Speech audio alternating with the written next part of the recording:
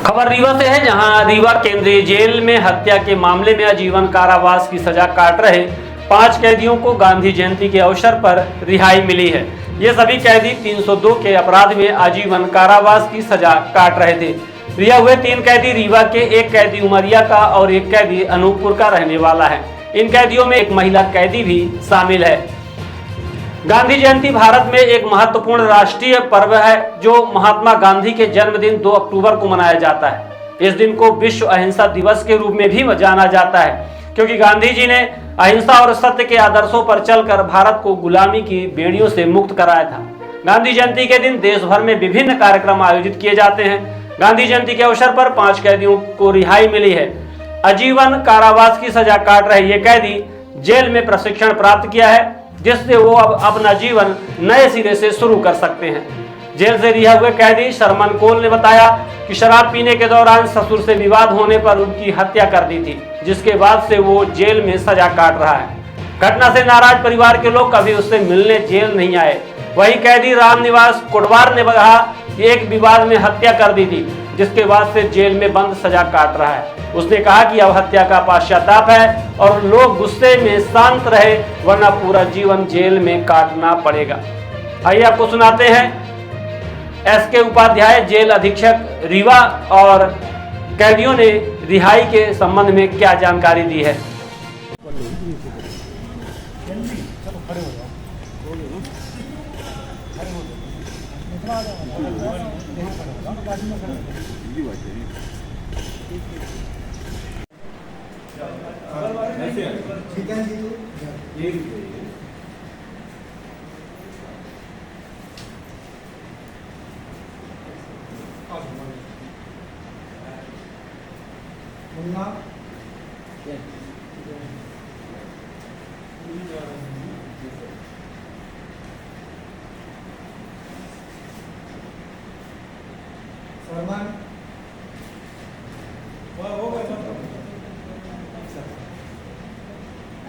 अंजलि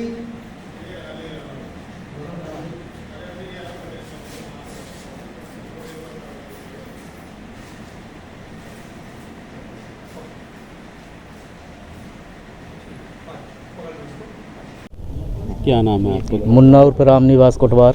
क्या कब से यहाँ जेल में हैं आप? क्या घटना हुई थी? 302 हो गया था।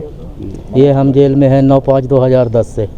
किसका मर्डर हो गया? एक यादव जी थे, वो हमारे पिताजी को उल्टा सीध बोले थे, तो हम तो माफ़ी मांगने गए थे समझाने, लेकिन जब वो नहीं हमको भी बार करने लगे तो फिर हम उनको मार दिए। अब आप छूट गए हैं, अब क्या आगे क्या करेंगे? आगे जाएंगे कहीं जुगाड़ करके ढाबा वाबा खोलेंगे, कहीं व्यवस्था करके।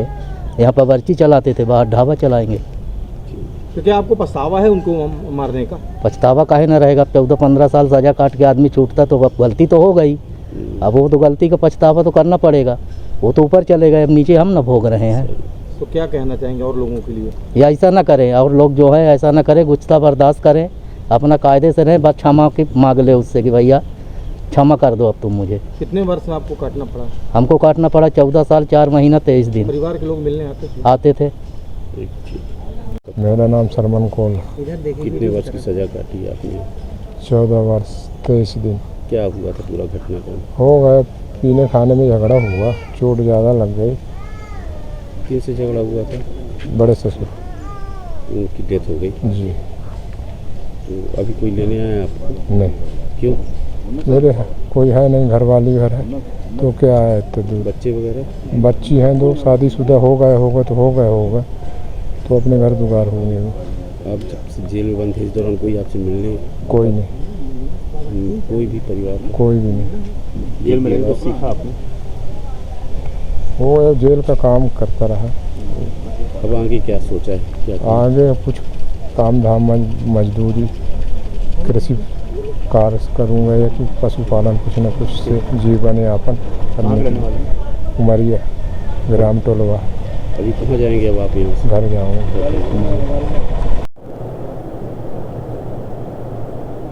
सर आज 5 कैदियों की रिहाई हुई।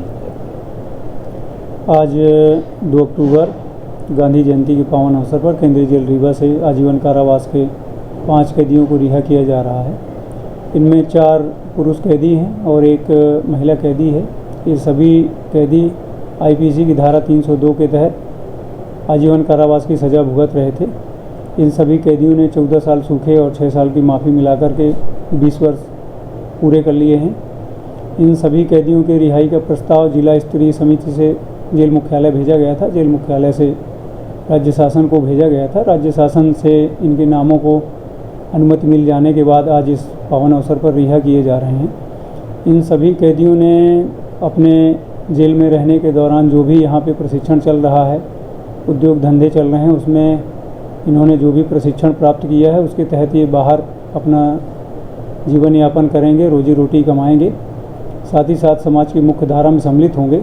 इसके अलावा हम लोगों ने भी इन कैदियों को पुनर्वास से जोड़ने के लिए शासन की जो भी योजनाएं चल रही हैं, संबंधित जिले के कलेक्टर महोदयों को, जिला पंचायत सीओ को और साथ ही साथ सामाजिक न्याय विभाग के अधिकारियों को भी पत्राचार किया है कि ताकि शासन की जो योजनाएं पुनर्वास से रिलेटेड चल रही हैं तो हमारे कैदियों को भी उनका लाभ प्राप्त हो सके। और इन सभी कैदियों को हम लोगों ने ये सलाह दिया है, सीख दिया है, सुझाव दिया हुआ है कि पुनः ऐसा कोई कृत्य अपराध न करें जिससे इनको पुनः जेल में आना पड़े। और इसके अलावा इन कैदियों ने 14 वर्षों में जो यहाँ काम करने के एवज में जो पारिश्रमिक प्राप्त किया है उसका आज पूरा इनको उसकी पासबुक, विड्रावल फार्म आदि सब कंप्लीट करके दिया जा रहा है। साथ ही साथ एक रिहाई प्रमाण पत्र भी दिया जा रहा है कि ये आज से जेल से निर्मुक्त हैं।